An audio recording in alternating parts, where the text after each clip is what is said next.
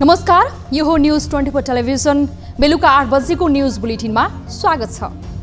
गएको निर्वाचनमा दिगो र स्थिर सरकारको नारा भसाएर राजनैतिक दलहरूले भोट मागे। जनताले वामपन्थी दलहरूलाई पत्ताए। संघीय चुनावमा पनि धेरैजसो प्रदेश र स्थानीय तहमा कम्युनिस्टहरूकै सरकार बन्यो। तर त्यो जनादेश धर्मरायो, पूर्ण कार्यकाल चल्न सकेन। जनताले नेपाली कांग्रेसलाई पटक पटक सत्ताको नेतृत्वमा पुर्याए, तर पनि अपेक्षित काम भएन। माओवादी लगायतका अरू दलले पनि कुनै चमत्कारी काम गरेको देखिएको छैन। तर तिनै नेताहरू अहिले जनता बीच पुगेका छन्। कमी कमजोरी हुन सक्छ, तर देशलाई प्रगति दिन नसकेकोमा कसैमा पनि ग्लानि देखिँदैन। अवसर पाएर पनि गुमाएका ती दलहरूले विगतमा गल्ती भयो भनेर स्वीकारिरहेका छैनन्। दलहरूले आफ्नो विगतलाई निर्मम समीक्षा गरेर जिम्मेवार ढङ्गले प्रस्तुत हुनुपर्छ। तर दलहरूले अहिले जनतामा जाँदा पनि एक अर्कामाथि हिलो छाप्नमै व्यस्त छन्। प्रधानमन्त्री सहित सत्ता गठबन्धनका नेताहरू विराटनगर पुगेर प्रमुख प्रतिपक्षप्रति धारे हात लगाएका छन्। एमाले अध्यक्षको त कुरै नगरौँ, 87 नेताहरूलाई खोजबेच र कटाक्षमै दिन बित्ने गरेको छ। भो अब पुग्यो। अब आरोप प्रत्यारोपको होइन, सृजनाको कुरा गर्नुहोस्। गल्ती सुधार्ने वचनबद्धता गर्नुहोस्। देश उकास्ने सूत्र निकाल्नुहोस्। नेताजीहरू नेपाली जनतालाई सदैव मूर्ख बनाउने दुष्प्रयास नगर्नुहोस्। अब न्यूज बुलेटिनको हेडलाइन्स। कांग्रेसको निर्वाचन सभामा गठबन्धनको पक्षमा वकालत। विगतमा तालमेलको विरोध गर्दै आएका नेताहरूको समेत बोली फेरियो। आन्तरिक असन्तुष्टि रोक्ने शीर्ष नेताको प्रयास।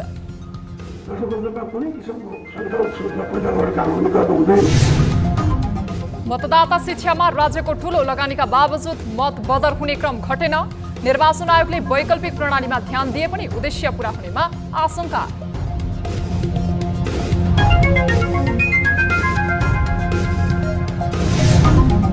मुलुकमा थुप्रै परिवर्तन आए पनि आम नागरिकको दैनिकी फेरिएन नसकेको गुनासो। गरिब वर्गको नाममा राजनीति गर्ने दलहरू सत्तामा आएपछि इमानदार बन्न नसकेको विश्लेषण।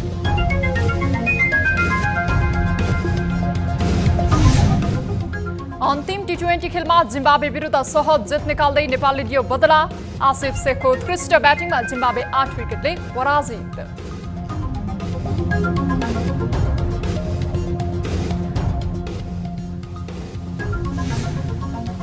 र रुस विरुद्ध थप प्रतिबन्ध लगाउने इयूको प्रस्ताव। युरोपमा पर्न सक्ने क्षतिलाई न्यूनीकरण गर्न रुसी ग्यास र तेलको विकल्प खोज्ने तयारी।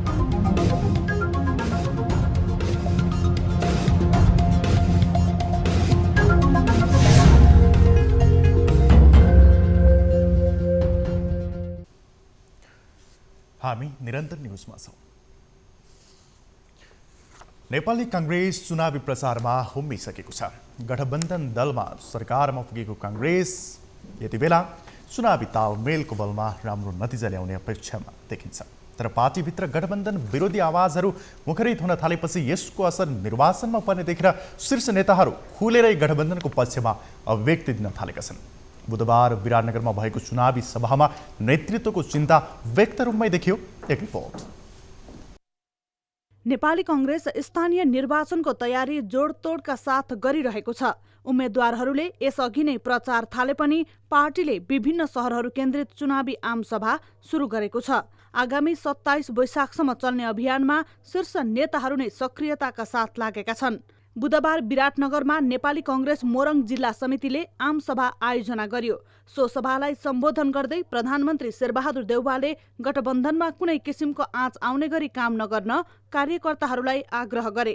पछिल्लो समय गठबन्धनका उम्मेद्वार विरुद्ध कांग्रेसबाट बागी उम्मेद्वारी दिने क्रम बढेकाले समेत उनको यस्तो भनाइ आएको बुझ्न कठिन छैन। उनले नेपाली कांग्रेसले गठबन्धनलाई धोका नदिने प्रतिबद्धता व्यक्त गरे। गठबन्धनमा कुनै किसिमको शङ्का उत्सुकता पैदा गरेर कामले गर्नु हुँदैन, हाम्रो कर्तव्य पनि होइन। कांग्रेस पार्टीले कसैलाई धोका दिँदैन है, बरु कांग्रेस पार्टी धोका खाएको धोका दिँदैन। गठबन्धनको बलमा सरकारको नेतृत्व गर्ने अवसर पाएकोमा देउबाको सो भनाइ स्वाभाविक नै छ। उनलाई पार्टीका वरिष्ठ नेता रामचन्द्र पौडेलले समेत साथ दिएका छन्। नेपालको विकासमा अस्थिरता कारण बनेको छ, बाधक बनेको छ। नेपाललाई स्थिरता दिनको लागि, राजनीतिक स्थिरता दिनको लागि यो गठबन्धन आवश्यक परेको छ। विगतमा गठबन्धन गर्न नहुने लाइनमा रहेका नेता डाक्टर शेखर कोइरालाले समेत अहिले गठबन्धनको पक्षमा ओकालत गर्न थालेका छन्। यस निर्वाचनले आगामी सङ्घ र प्रदेशको निर्वाचनको दिशा निर्धारण गर्ने भएकाले समेत उनी संस्थापनकै लाइनमा उभिएका हुन्।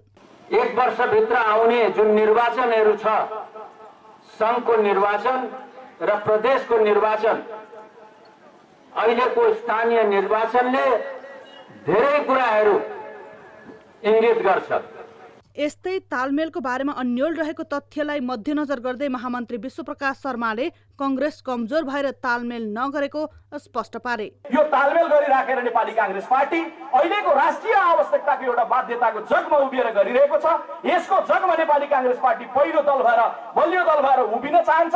बलियो दल भएर उभिसकेर नेपाली कांग्रेस पार्टी एउटा निर्वाचन मात्रै होइन, लगातार 3वटा निर्वाचन रुख चुनाव चिन्हलाई बहुमतका साथ विजयी गराएर देशको अनुहार बदल्ने भन्ने अठोट अभियानमा नेपाली कांग्रेस पार्टी लागिरहेको छ। निर्वाचन आउन धेरै दिन बाँकी छैन, सोही कारण अन्य दलहरूले समेत चुनावी अभियान सुरु गरिसकेका छन्। अन्य दलले आफ्नो एजेन्डा र उम्मेद्वारहरूको बयान गर्न बढी समय खर्चेका छन् भने कांग्रेसमा भने गठबन्धनबारे चित्त बुझाउन नै सकस परेको प्रष्टै देखिन्छ। न्युज 24 टेलिभिजनका लागि मोरङबाट टिभी जर्नलिस्ट तारा आचार्यको रिपोर्ट। अब स्थानीय तह निर्वाचन विशेष न्युज।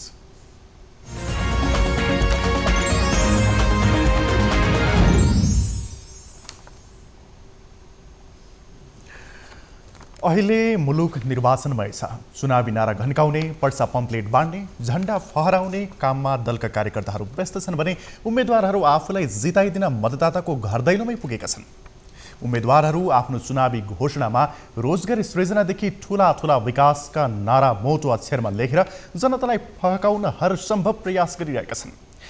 यता मुलुकबाट भने भविष्य राम्रो पार्ने सपना बोकेका युवाहरू भारी मन सहित दैनिक रूपमा विदेशिरहेका छन्।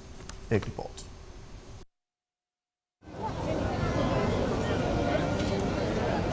यो दृश्य हो त्रिभुवन अन्तर्राष्ट्रिय विमानस्थलको।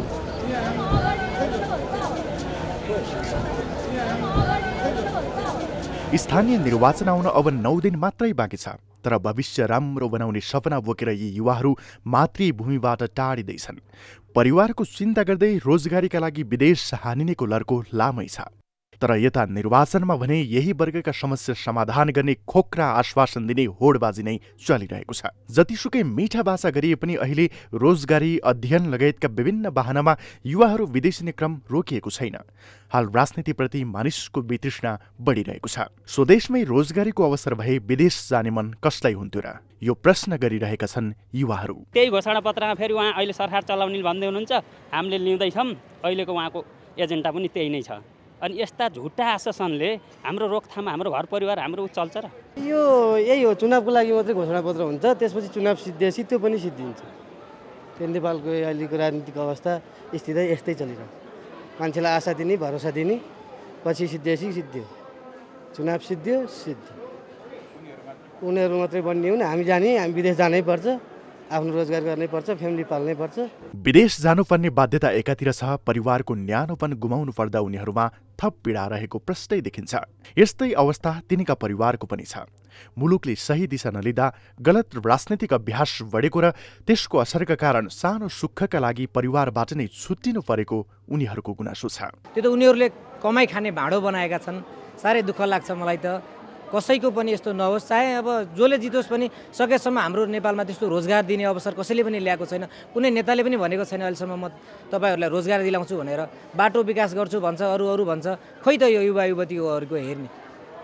कहिले हेर्ने खोइ त कहिलेसम्म हामी विदेशै पठाउने हाम्रो नागरिकलाई। हरेक निर्वाचनमा मतदाताहरूको अपेक्षा हुन्छ उम्मेद्वारले जितेर गएपछि आफ्ना प्रतिबद्धता पूरा गरून्। तर शक्तिमा पुग्न साथ व्यक्तिगत स्वार्थमा केन्द्रित हुने प्रवृत्तिले पनि आम जनमानसमा निराशा छाएको छ। म आगामी मेयर बन्छु अब अथवा अध्यक्ष बन्छु वडा अध्यक्ष बन्छु भनेर तयारी नै छैन। अकस्मात खल्तीबाट कसको नोमिनेसन हुन्छ र उसलाई चिट्टा पर्छ। त्यस्तो मान्छेहरूको भिजन पनि हुँदैन, एक्सन पनि गर्न सक्दैन। त्यस कारण दलले घोषणापत्र गरेको चाहिँ ठिक होइन। आफ्नो आफ्नो स्थानीय तहमा आफ्नो स्थानीयताको हेरेर त्यहाँको विशेषता र त्यहाँको चाहिँ पोटेन्सियल हेरेर त्यहाँको समस्या हेरेर हरेकले अलग अलग गर्नुपर्ने थियो भन्ने मलाई लाग्छ। निर्वाचनले आम जनताको वर्गबाट नेतृत्व चयन हुन्छ। उनीहरू शक्ति सम्पन्न हुन्छन् तर जिम्मेवारी पनि पाएका हुन्छन्। शक्तिमा रमाउने तर जिम्मेवारी पूरा नगर्ने प्रवृत्तिले मुलुकका समस्या समाधान नगर्ने मात्र होइन, कामको आशामा खाडी मुलुक धाउनेको संख्या पनि झनै बढाउनेछ। सामान्य रोजगारीका लागि विदेश हुनुपर्ने यो बाध्यताले परिवारको बिछोड हुने मात्र होइन, अकारण दुःख पाउने समेत हुँदा यसलाई रोक्न राजनैतिक नेतृत्वले ठोस कदम चाल्न ढिला भइसक्यो। अब पनि नसुध्रे कहिले सुध्रिने। न्युज 24 टेलिभिजनका लागि क्यामेरामा मदन सापकोटाको साथमा टिभी जर्नलिस्ट समीर जोशीको रिपोर्ट। राष्ट्रिय मानव अधिकार आयोगले वैशाख 30 गते हुने स्थानीय तह निर्वाचनमा 77 वटै जिल्लाका मतदान केन्द्रहरूको स्थलगत अनुगमन गर्ने जनाएको छ। बुधबार आयोगले पत्रकार भेटघाट कार्यक्रमको आयोजना गर्दै सो कुराको जानकारी दिएको हो। आयोगका अध्यक्ष तपबहादुर मगरले स्थानीय तहको निर्वाचन अवधिमा आयोगले 47वटा अनुगमन टोली परिचालन गरी स्थलगत अनुगमन गर्ने बताए। अध्यक्ष मगरले वैशाख 11 र 12 गते 30वटा जिल्लामा अनुगमन गरिसकेको समेत जानकारी दिए। आयोगले ज्येष्ठ नागरिक, अपाङ्गता भएका व्यक्ति, लैङ्गिक तथा यौनिक अल्पसङ्ख्यक समुदाय, क्रियापुत्री, गर्भवती आदिको सहज पहुँच भए नभएको अनुगमन गर्नेछ। यस्तै मतदान केन्द्रको सुरक्षा प्रबन्ध, सुरक्षाकर्मी परिचालन तथा व्यवस्थापन, मतदाता शिक्षा, निर्वाचन प्रचारमा बालबालिकाको प्रयोग, आचार संहिताको पालना लगायतको विषयमा पनि अनुगमन गर्ने आयोगले जनाएको छ। निर्वाचनको निर्वाचन पूर्व, निर्वाचन अघि र निर्वाचन पश्चात समेत गरी 3 चरणमा अनुगमन गर्नेछ। आयोगले गत वैशाख 11 र 12 गते उम्मेदवारी मनोनयनको क्रममा 30वटा जिल्लामा पुगेर अनुगमन गरिसकेको छ। आयोगका माननीय अध्यक्ष तथा सदस्यहरूको नेतृत्वमा आयोगका 7वटा प्रदेशहरूमा उच्च स्तरीय अनुगमन टोलीद्वारा निर्वाचन पूर्वको अनुगमन हुनेछ। आयोगले निर्वाचनलाई मानव अधिकार मैत्री बनाउन राजनैतिक दलहरूलाई समेत आग्रह गरिसकेको छ। निर्वाचनमा हरेक मतको उत्तिकै महत्त्व हुन्छ, तर कतिपय मतदातालाई मत हाल्ने प्रक्रिया र तरिकाबारे पर्याप्त ज्ञान नहुँदा मत बदर हुने गरेको छ। कतिपय अवस्थामा एक मत नै निर्णायक हुन सक्छ। सोही कारण मतदाता शिक्षाको अभियान नै सञ्चालन हुने गरेको छ। हरेक निर्वाचन अघि ठूलो खर्च गरेर यो अभियान चलाइए पनि यसको प्रभावकारिता अपेक्षाकृत हुने गरेको छैन। सोही कारण निर्वाचन आयोगले अहिले नयाँ विधि अपनाउने तयारी गरेको छ, तर यसले पनि बदर मतको संख्या कम गर्न सक्नेमा आशंका नै छ। एक रिपोर्ट। निर्वाचन अघि मतदाता शिक्षाको विशेष महत्त्व हुन्छ। हरेक निर्वाचनमा मत व्यक्त गर्ने क्रममा अपनाइने प्रक्रिया फरक हुन्छ। स्थानीय तह निर्वाचन, प्रदेश तह निर्वाचन, संसदीय निर्वाचनका समयमा मतपत्र समेत फरक हुने गरेको छ। यस्तोमा आम मतदातालाई मत व्यक्त गर्न सकस हुने गरेको हो। अहिले पनि सरकारले गरिदिनु पर्ने अब मतको लागि मान्छेहरूलाई खटाएर मतदान यसरी गर्ने हो भनेर सम्झाइदिनु पर्ने यो भएन। धेरै जस्तो मान्छेहरूलाई जानकारी नै छैन, कसरी मत हाल्ने हो, कसरी पट्याउने हो, कसरी छाप लाउने हो भन्ने कुराहरू अलिकति जानकारी गराइदियो भने हुन्थ्यो। यही कारण निर्वाचन आयोगले मतदाता शिक्षा अभियान चलाएर यसबारे जानकारी दिने गरेको छ। हरेक निर्वाचन अघि यस्तो अभियान सञ्चालन हुँदा समेत मत बदर हुने क्रम रोकिएको छैन। यो ठूलो समस्या हो। 2048 सालपछिका निर्वाचनलाई हेर्दा कुन निर्वाचनमा कति मत बदर? 2048 को आम निर्वाचनमा कुल बदर मत 3,03,022 अर्थात् 4.42%। 2051 को मध्यावधि निर्वाचनमा कुल बदर मत 2,41,071 अर्थात् 3.16%। 2056 को आम निर्वाचनमा कुल बदरमत 2,45,000 अर्थात् 2.65%। 2064 को पहिलो संविधान सभा निर्वाचनमा कुल बदरमत प्रत्यक्षतर्फ 5,60,011 अर्थात् 5.15%। 2070 को संविधान सभा निर्वाचनमा कुल बदरमत 4,72,000 अर्थात् 4.96%। 2074 को स्थानीय निर्वाचनमा कुल बदरमत 3,33,000 अर्थात् 3.18%। 2074 को प्रतिनिधि सभा समानुपातिक तर्फको निर्वाचनमा कुल बदरमत 10,42,000 अर्थात् 9.84%। यी तथ्याङ्कले पनि विगतमा मतदाता शिक्षा प्रभावकारी हुन नसकेको देखाइरहेको छ। सोही कारण आयोग पनि यसपटक फरक विधिबाट मतदाता शिक्षामा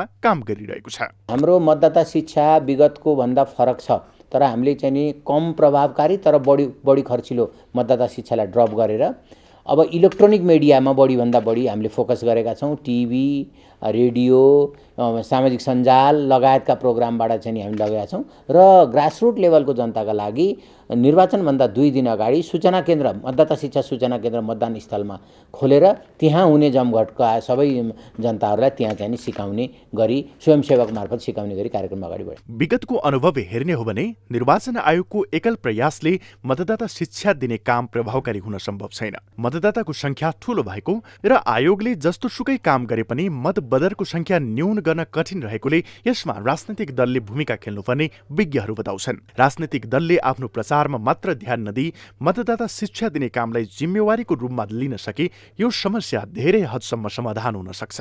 यो कागजको मतपत्र हो, पहिला सिकाउँदाखेरि त त्यति बदर भएको छ भने नसिकाउँदाखेरि त त्यो समस्या पक्कै पनि हुन्छ।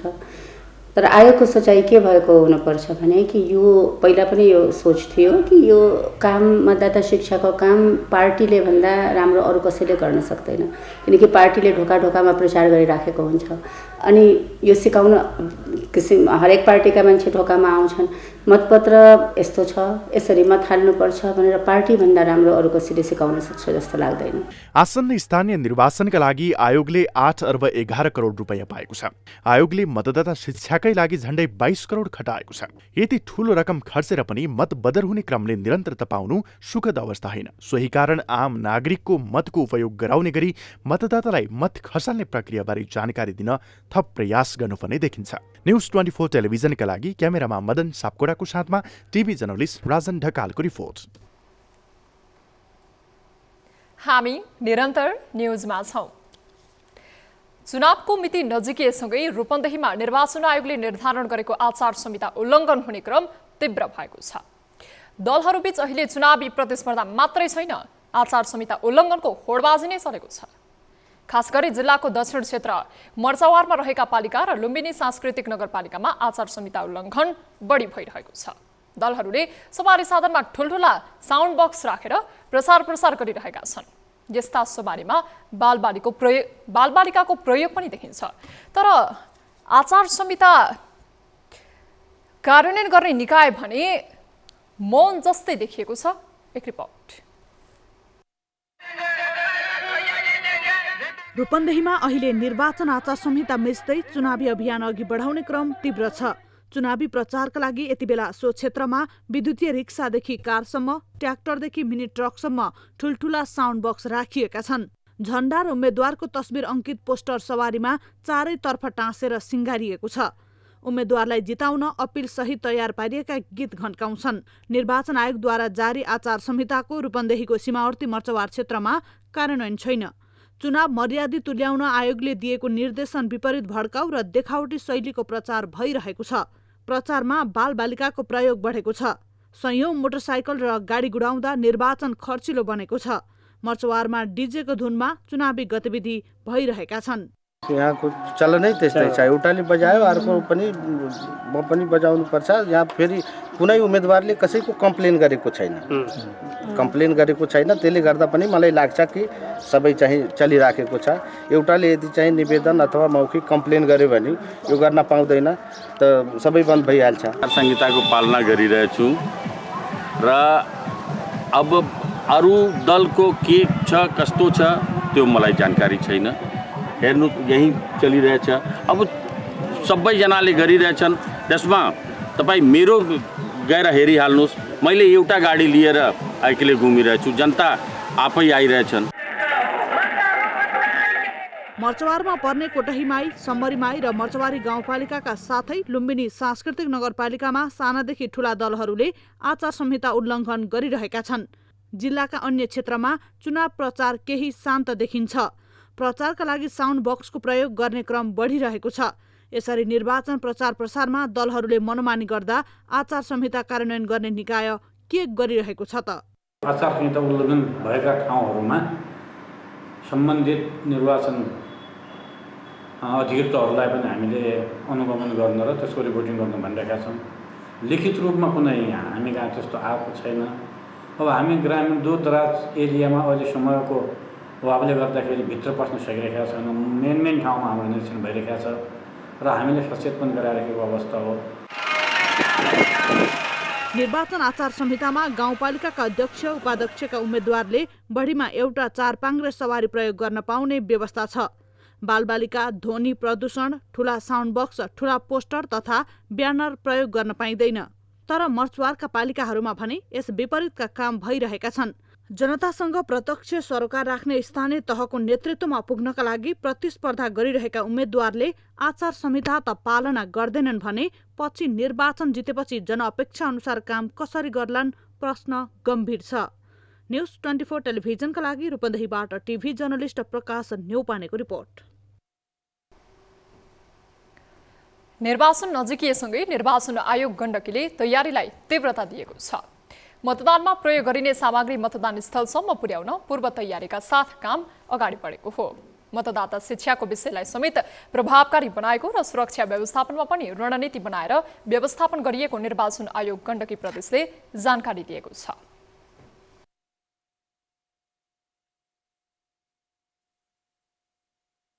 निर्वाचन मिति नजिकै गर्दा हामीले निर्वाचनको लागि चाहिँ आवश्यक लगभग सम्पूर्ण तयारीहरू चाहिँ गरिसकेका छौँ। अब सम्पूर्ण मतदानमा प्रयोग हुने सामग्रीहरू प्याकेजिङ गर्ने कामहरू पनि भइरहेको छ। जनशक्ति खटनपटनको कुराहरू पनि भइसकेको छ र अब हामी चाहिँ अन्तिम चरणमा आएर अब मतदान अधिकृतहरूलाई तालिम दिनको लागि तयारी गरिरहेका छौँ। यसअघि आयोगले आचार संहिता विपरीत प्रचार प्रसार गरेको भन्दै दलहरूको प्रचार सामग्री जफत गरेको थियो। यो क्रम बढेसँगै आचार संहिता पालना गर्न आयोगले निर्देशन समेत दिइसकेको छ। धेरै ठाउँबाट चाहिँ यो लाउड स्पिकरहरू बढी प्रयोग भयो भन्ने गुनासो आएको हिसाबले हामीले लाउड स्पिकरहरू चाहिँ नियन्त्रणमा लिएका हौँ र यो आचार संहिताको विपरीत छ भनेर सम्पूर्ण राजनीतिक दलहरूलाई चाहिँ हामीले सूचित गरिसकेका छौँ र उहाँहरूलाई चाहिँ अब आगामी दिनमा चाहिँ त्यो चाहिँ त्यस्तो कुरोहरू चाहिँ प्रयोग नगर्नको लागि चाहिँ हामीले परिपत्र निर्देशन गरिसकेका छौँ र अब उहाँहरूलाई कागज गराएर नै त्यो प्रतिबद्धता पत्र बनाएर नै हामीले चाहिँ त्यो सामग्रीहरू फिर्ता गर्दैछौँ। कास्कीमा 2,81,000 मतदाता छन्। 150वटा मतदान स्थलमा 336वटा मतदान केन्द्रको व्यवस्थापन गरिएको छ भने 336 जना मतदान अधिकृतलाई खटाउने तयारी भइसकेको गण्डकी प्रदेश निर्वाचन आयोगले जनाएको छ। स्थानीय तहको निर्वाचन नजिकिएसँगै मुगुमा सुरक्षा व्यवस्था चुस्त दुरुस्त बनाउन तयारी तीव्र बनाइएको छ। राजनीतिक दलहरू चुनावको प्रचार प्रसारमा यति बेला व्यस्त भएका छन् भने प्रशासनलाई सुरक्षा व्यवस्थापनको चटारो नै छ। अहिले निर्वाचन आयोग, जिल्ला प्रशासन कार्यालय र सुरक्षा निकायले निर्वाचन सुरक्षाका लागि संयुक्त रणनीति बनाउनमा व्यस्त बनेको देखिन्छ। एक रिपोर्ट। भौगोलिक रूपमा विकट रहेको मुगु जिल्लामा छायाना, तरारा नगरपालिका र 3 गाउँपालिका गरी 4वटा स्थानीय तहका लागि वैशाख 30 गते हुने निर्वाचनबाट नयाँ जनप्रतिनिधि छनौट हुनेछन्। जिल्लामा 35,089 जना मतदाताहरू रहेका छन्। मतदानका लागि 61वटा मतदान स्थल र 64 मतदान केन्द्र तोकिएको छ। जिल्लामा 27 अति संवेदनशील, 19 संवेदनशील, 18वटा सामान्य मतदान केन्द्र रहेको छ। विगतका निर्वाचनहरूमा सृजना भएको परिस्थितिलाई समेत मध्यनजर गर्दै हाल सुरक्षा रणनीति बनाएको प्रशासनले जनाएको छ। 4वटा सुरक्षा निकाय हाम्रो चाहिँ यो नेपाल प्रहरी, त्यसपछि सशस्त्र प्रहरी, त्यसपछि नेपाली सेना र राष्ट्रिय अनुसन्धान, यो 4 सुरक्षा बलको चाहिँ युनिफाइड हाम्रो योजना तयार भएको छ। त्यही अनुसार हामीले चाहिँ डिप्लोय पनि गरिसकेका छौँ अहिले र अब यो सबै तयारी हाम्रो पुरा भइसकेको छ। जनशक्तिहरू पनि परिचालन भइसकेको छ र म्यादी प्रहरीहरू पनि अब आजदेखि सम्बन्धित चाहिँ स्थानमा चाहिँ उहाँहरू डिप्लोय भइसक्नु भएको छ। जिल्लामा मतदान सुरक्षा व्यवस्थापनको लागि पहिलो घेरामा 270 नेपाल प्रहरी र 457 जना म्यादी प्रहरी परिचालन गरिएको छ। सदरमुकाम भन्दा टाढा रहेको मतदान केन्द्रको लागि रिजर्भ सुरक्षाकर्मी समेत राखिएको छ। हामीले यो 4वटा पालिका अन्तर्गत पर्ने 61वटा मतदान स्थल र 64वटा मतदान केन्द्रलाई चाहिँ विभिन्न सुरक्षा सेक्युरिटीको सुरक्षा थ्रेटको हिसाबले हामीले संवेदनशील अति संवेदनशील र सामान्य गरेर मतदान सामान्य सुरक्षा थ्रेट भएको मतदान स्थल गरेर विभाजन गरेको छौँ र सोही अनुसार सुरक्षा व्यवस्था समेत मिलाएको अवस्था छ। मतदानको लागि आवश्यक पर्ने निर्वाचन सामग्रीहरू जिल्लामा आइसकेको जिल्ला निर्वाचन कार्यालयले जनाएको छ। निर्वाचनको लागि 293 जना निजामती र अन्य कर्मचारी परिचालन गर्ने निर्वाचन कार्यालयको तयारी छ। हामीले खरिद गर्नुपर्ने सामग्रीहरू खरिद गरिसकेको र काठमाडौँबाट आउनुपर्ने निर्वाचन आयोगबाट आउनुपर्ने सामग्रीहरू पनि आइपुगेको र ती सामग्रीहरूलाई चाहिँ प्याकिङ भन्ने काम चलिरहेछ। सम्भवतः आज प्याकिङ सिद्धिन्छ र कर्मचारी व्यवस्थापनको कुरामा चाहिँ कर्मचारी खटनपटन 19 गते भइसकेको छ। यता सबै राजनैतिक दलका तथा स्वतन्त्र उम्मेद्वारले पनि प्रचार प्रसार तथा घर दैलो कार्यक्रमलाई तीव्र बनाएका छन्। लोकतान्त्रिक प्रणालीलाई जीवन्त बनाउने माध्यम निर्वाचन भएकोले यसलाई स्वच्छ र निष्पक्ष बनाउन पनि सरकारवाला सबैलाई सहयोगका लागि प्रशासनले आह्वान गरेको छ। न्युज 24 टेलिभिजनका लागि मुगुबाट टिभी जर्नलिस्ट दानबहादुर बुढाको रिपोर्ट। न्युजहरू अझै बाँकी नै छन्, अहिलेलाई ब्रेक।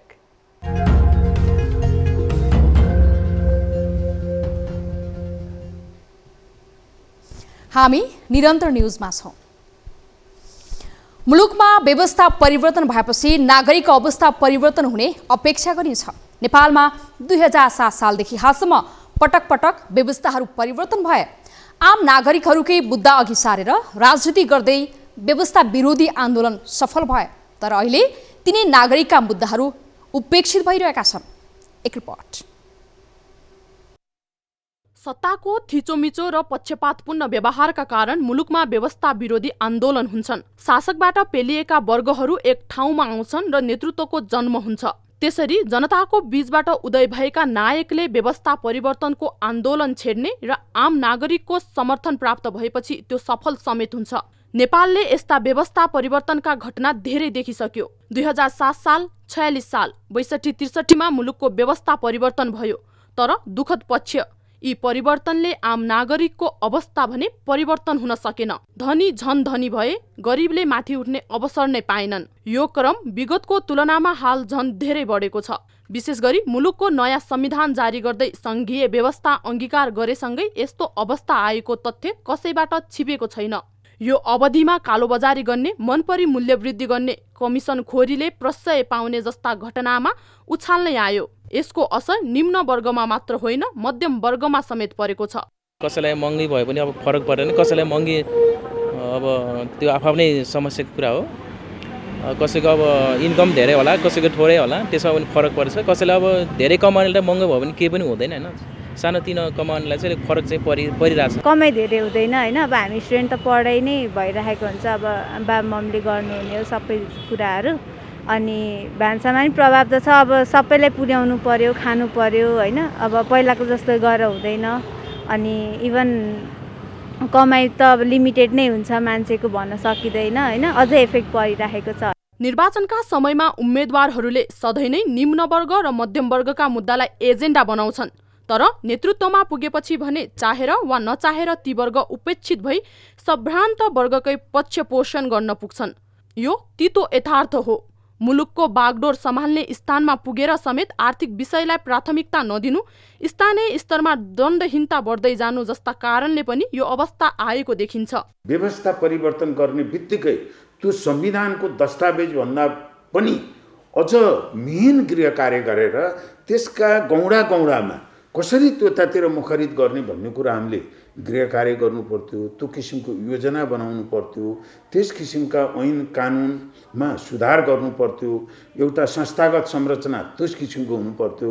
त्यसमा हामीले नयाँ थप्ने त फिटिकै गरेनौँ, बरु त्यो पञ्चायतदेखि भएका कतिपय चाहिने संस्था पनि भत्काउने काम गर्यो। पछिल्ला दिनहरूमा निम्न तथा मध्यम वर्गलाई दैनिकीको जोहो गर्न कठिन भइरहेको छ। बढ्दो महँगी, सीमित आम्दानी जस्ता कारणले अवस्था कठिन भए पनि सरकार र राजनीतिक दलले यसलाई व्यवस्था गरिरहेका छन्। अब भने यो अवस्थाले स्थिति बिगार्ने देखिन्छ। सोही कारण दलहरूले इमानदारीता साथ जिम्मेवारी पूरा गर्ने अवसर गुमाउनु हुँदैन। न्युज 24 टेलिभिजनका लागि क्यामेरामा कान्छा डङ्गुलका साथ टिभी जर्नलिस्ट खगेश्वरी कार्की, काठमाडौँ।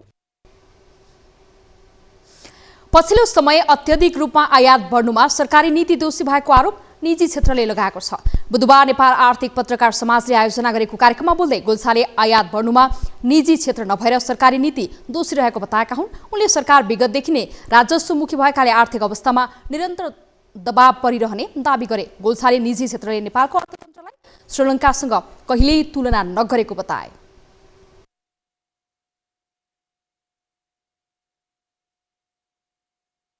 पक्कै पनि वियोगको समस्या र इन्टरनेसनल क्राइसिस जोडिएको छ। अब यो युक्रेन वारले पनि एउटा फ्युल गरेको थियो। त्योभन्दा पहिला अन्य पनि समस्याहरू छन्। एउटा जुन मैले भने एउटा एक्साइटमेन्ट थियो आफ्टर कोभिड, ग्लोबल एक्साइटमेन्ट थियो, नेपालमा पनि थियो र त्यसले गर्दाखेरि इम्पोर्ट एकदमै बढेर गएको थियो र त्यसले गर्दाखेरि ब्यालेन्स अफ पेमेन्ट एकदमै चिन्ताजनक नभनौँ तर डिप्लिसनको रेट चाहिँ चिन्ताजनक थियो। त्यस्तै राष्ट्रिय योजना आयोगका पूर्व उपाध्यक्ष एवं अर्थशास्त्री स्वर्णिम वाग्लेले नेपालमा पनि अर्थतन्त्र बिगार्ने शासकीय स्वरूप देखिन थालेको तर्क गरे। वाग्लेले श्रीलङ्कामा जथाभावी रूपमा कर चलाउँदा समस्या भएको बताउँदै कर नीति चलाउँदा सहज हुन सुझाव दिए। नीतिगत ब्लन्डरहरू जुन चाहिँ श्रीलङ्का जस्तो अप्पर मिडल इन्कम कन्ट्रीमा पनि न थिङ्क ट्याङ्कको इनपुट छ, न आन्तरिक चाहिँ विमर्श छ, डिस्कोर्स छ, यो शासकीय अहङ्कार र उन्मादले ट्रिगर गरेका क्राइसिसहरू र ढिलोसम्म पनि त्यो ओन नगर्ने कुरा चाहिँ कता कता हाम्रो शासकीय चरित्रसँग पनि जोड्न सकिन्छ कि। त्यस्तै नेपाल बैंकर सङ्घका उपाध्यक्ष सुनिल केसीले पछिल्लो तथ्याङ्कको आधारमा चालु आर्थिक वर्षभर तरलता सहज नहुने देखिएको बताए। 3 महिनामा जुन यो करेन्ट एकाउन्ट डेफिसिटको अमाउन्ट चाहिँ एभ्री मन्थ चाहिँ हामी 50-60 अरब चाहिँ इम्पोर्ट चाहिँ 160-70 अरब हुने, अनि त्यसपछि एक्सपोर्ट चाहिँ 20 अरबको हाराहारीमा हुने, त्यस पछाडि यता रेमिटेन्स चाहिँ 80-90 नै अरब हुँदाखेरि पनि एभ्री मन्थ चाहिँ 50-60 अरब चाहिँ नेपालले नेट लस गरिरहेको अवस्थामा चाहिँ अबको 3 महिना 4 महिनामा चाहिँ इमिडिएटली लिक्विडिटी चाहिँ सल्भ भइहाल्ने जस्तो सिचुएसन पनि हामी देख्दैनौँ। त्यस्तै नेपाल उद्योग परिसङ्घका अध्यक्ष विष्णु कुमार अग्रवालले मुलुकको अर्थतन्त्रमा सङ्कट आएको स्वीकार गर्दै यसलाई समस्याको रूपमा चित्रण गरे। Maybe in a period of 10 years, we should look forward to a 15,000 megawatt of energy. त्यस्तो खालको हामीहरूको भित्र चाहना भएर त्यो पोलिसीलाई हामीहरूले अगाडि बढाएर प्राइभेट सेक्टरलाई इन्क्लुड गरेर अगाडि बढ्न सक्नुपर्छ। यो एउटा रिफर्म हुन सक्छ। यसले गर्दा के छ कि भविष्यमा हामीहरूको फरेन एक्सचेन्जको प्रब्लम हामीहरूले टाइमली हामीहरूले यसको एड्रेस गर्न सक्छौँ। त्यस्तै नेपाल चेम्बर अफ कमर्सका अध्यक्ष राजेन्द्र मल्लले सरकारले आयात प्रतिस्थापन गर्नका लागि निर्यातलाई जोड दिनुपर्ने बताए। आयातलाई पक्कै पनि यो जुन किसिमको एउटा व्यापार घाटा छ यसलाई व्यवस्थित हामीले गर्नैपर्छ र निर्यात प्रबन्धन पनि साथसाथमा लगिनुपर्छ। यसको लागि आयात व्यवस्थित गर्नको लागि हाम्रो मुलुकमा अहिलेसम्म तपाईँको चाहिँ भन्सारको मुख्य नाकामा एउटा अन्तर्राष्ट्रिय लेभलको एउटा क्वारेन्टाइन ल्याबै छैन, जसले गर्दाखेरि आयात जे पनि आउन सक्ने, हाम्रो स्वास्थ्यमा जे पनि असर पर्न सक्ने त्यतातिर सरकारको ध्यान छैन। कस्टम लिएको छ, राजस्व बटुलिएको छ, त्यो अनुसार खर्च चलाएको छ, त्यसो गरिनुहुन्न। पछिल्लो समय मुलुकको आर्थिक सूचकहरूमा समस्या आउँदा विज्ञहरू मात्र नभई निजी क्षेत्र समेत चिन्तित बनेको छ। तर यो समस्या आउनुमा सरकारी तर्फबाट गल्ती भएकोमा सबै पक्ष एकमत देखिएका छन्।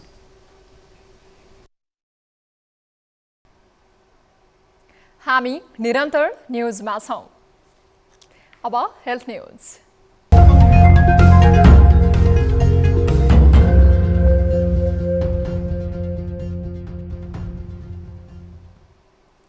नेपालमा पछिल्लो 24 घण्टामा थप 1900 जनामा कोरोना भाइरसको संक्रमण पुष्टि भएको छ। स्वास्थ्य तथा जनसङ्ख्या मन्त्रालयका अनुसार 3821 वटा नमुना परीक्षण गर्दा सो संख्यामा संक्रमित थपिएका हुन्। केही समयदेखि कोरोनाबाट मृत्यु शून्य भए पनि बुधबार संक्रमणबाट 1 जनाको मृत्यु भएको छ। त्यस्तै थप 18 जना संक्रमण मुक्त भएको स्वास्थ्य तथा जनसङ्ख्या मन्त्रालयले जनाएको छ। हाल 217 जना कोरोना संक्रमित आइसोलेसनमा रहेका छन् भने 106 जना क्वारेन्टिनमा रहेको स्वास्थ्य मन्त्रालयको तथ्याङ्क छ। अब बिजनेस न्युज।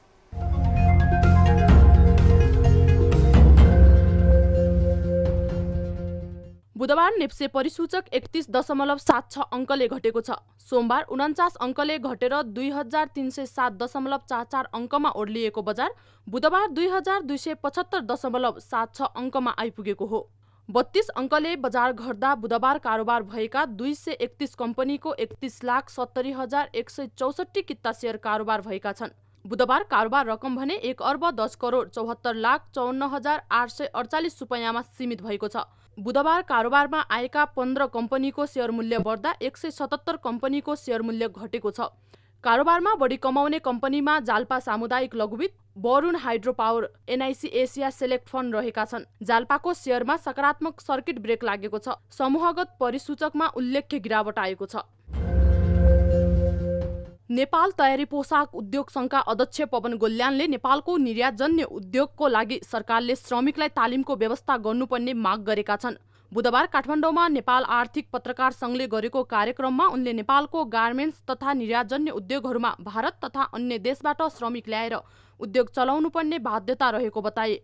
नेपाली उद्योगमा नेपाली श्रमिकलाई स्वरोजगार बनाउनु श्रमिकलाई तालिमको आवश्यकता भएको उनले तर्क गरे। त्यस्तै अध्यक्ष गोल्यानले पछिल्लो समय अमेरिकासँगको सम्बन्ध राम्रो भएकाले नेपालबाट अमेरिका निर्यात हुने वस्तुको ड्युटी निशुल्क बनाउन पहल गर्न सरकारसँग माग गरे। छिमेकी मुलुकहरूबाट ल्याएर लेबर भन्दा पनि नेपाली लेबरलाई काम दिनु पर्यो र नेपाली लेबरलाई हामीले दियो भने त्यो दिगो पनि हुन्छ, सस्तो पनि हुन्छ, हाम्रो इनपुट कस्ट पनि घट्छ त्यसमा। त्यसको लागि चाहिँ लेबर ट्रेनिङ चाहिँ एउटा राज्यले यो गार्मेन्ट इन्डस्ट्रीको लागि नै भए पनि कमसेकम गार्मेन्टको लागि चलाइदियो भने पनि हुन्छ, एउटा कुरा मैले राखेँ। त्यस्तै पूर्व वाणिज्य सचिव चन्द्र घिमिरेले नेपालमा पछिल्लो समय व्यापार घाटा बढ्दै गएकाले मुलुक आर्थिक सङ्कटतिर गएको बताए। पछिल्लो समय सरकार आफै निर्यातमा भन्दा पनि आयातमा बढी जोड दिएकाले अहिले समस्या आएको उनले आरोप लगाए। हामीले हाम्रा इम्पोर्टरहरूले छोटो समयमा जोखिम बिना कमाउन खोज्नु उहाँहरूको एउटा मोटिभ थियो होला, तर त्यसमा सरकार समेत लाग्यो, जुन चाहिँ दुःखको कुरा हो। त्यसमा हामीले मिनिस्ट्री अफ फाइनेन्स भनेको त रेभेन्यू मात्रै हेर्ने मिनिस्ट्री होइन, म्याक्रो इकोनोमी भनेको के हो? मोनिटरी पोलिसी, फिस्कल पोलिसी, त्यसै गरी ट्याक्स पोलिसी, त्यसै गरी फरेन एक्सचेन्ज। घिमिरेले राज्यका कुनै पनि नीतिहरूले निर्यातजन्य वस्तुको उत्पादनमा सहयोग नगरेको बताए। राज्यका निकायबीचको समन्वयनको अभावले समस्या सिर्जना भएको उनको तर्क छ।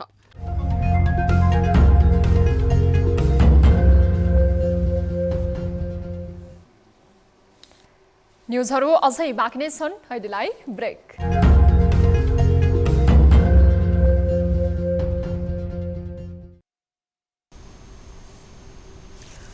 हामी निरन्तर न्युजमा छौँ। अब स्पोर्ट्स न्युज।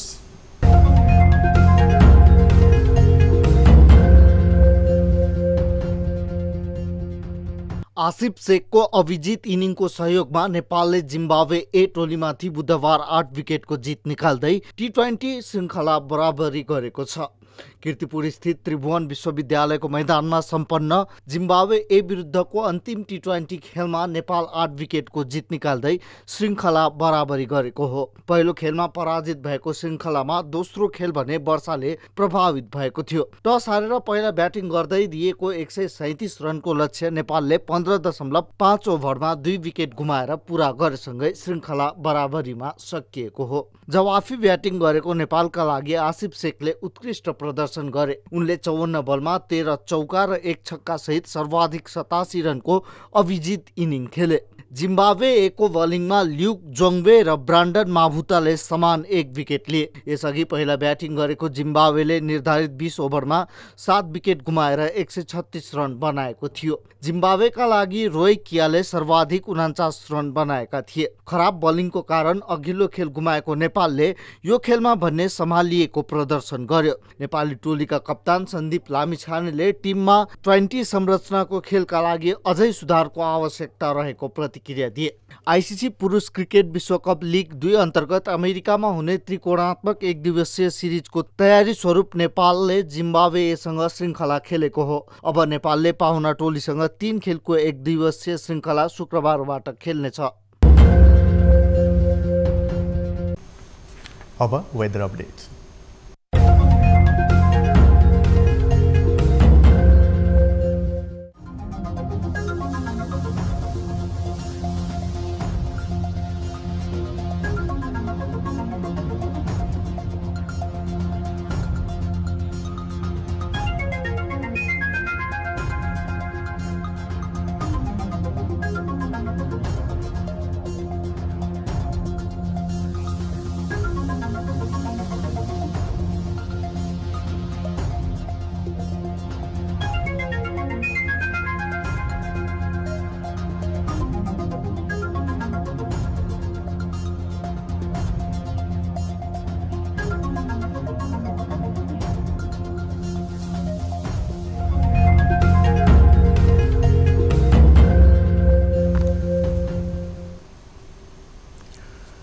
अब न्युज बुलेटिनको अन्त्यमा पुनः हेडलाइन्स।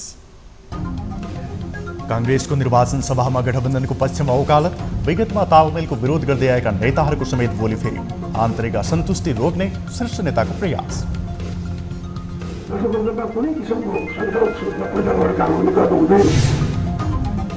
मतदाता शिक्षामा राज्यको ठूलो लगानीका बावजुद मत बदर हुने क्रम घटेन, निर्वाचन आयोगले वैकल्पिक प्रणालीमा ध्यान दिए पनि उद्देश्य पूरा हुनेमा आशंका।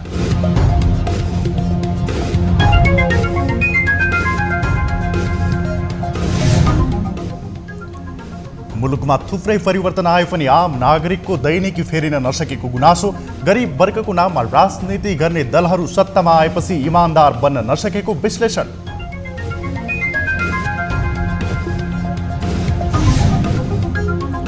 अन्तिम T20 खेलमा जिम्बाब्वे विरुद्ध सहज जित निकाल्दै नेपालले लियो बदला, आसिफ शेखको उत्कृष्ट ब्याटिङमा जिम्बाब्वे 8 विकेटले पराजित।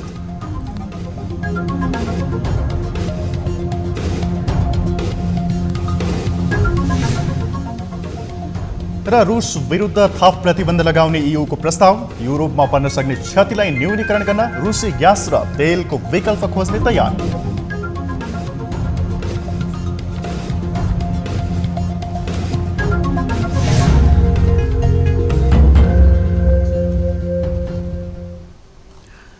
बेलुका 8 बजेको न्युज बुलेटिन अहिलेलाई यति नै। जाँदा जाँदै ताली र गालीका लागि हामीले सोधेको प्रश्न, नेकपा एमालेबाट काठमाडौँ महानगरको प्रमुख पदका उम्मेद्वार केशव स्थापितले एकपछि अर्को विवादास्पद अभिव्यक्ति दिनुलाई चुनावी रणनीति भन्न मिल्छ भन्नेले तालीमा र मिल्दैन भन्नेले गालीमा भोट गर्नुहोला। हाम्रो पात्रकोमा गएर भोट गर्न सक्नुहुनेछ। थप न्युजको लागि हाम्रो वेबसाइट www.news24nepal.com हेर्नुहोला। साथै हामीलाई फेसबुक, ट्विटर र युट्युबमा पनि फलो गर्न सक्नुहुनेछ। त्यस्तै मोबाइल, भाइबर र इमेलबाट 24 हेल्प डेस्कमा समस्या र गुनासो राख्न सक्नुहुनेछ। अहिलेलाई बिदा दिनुहोस्। हामी निरन्तर न्युजमा छौँ। नमस्ते।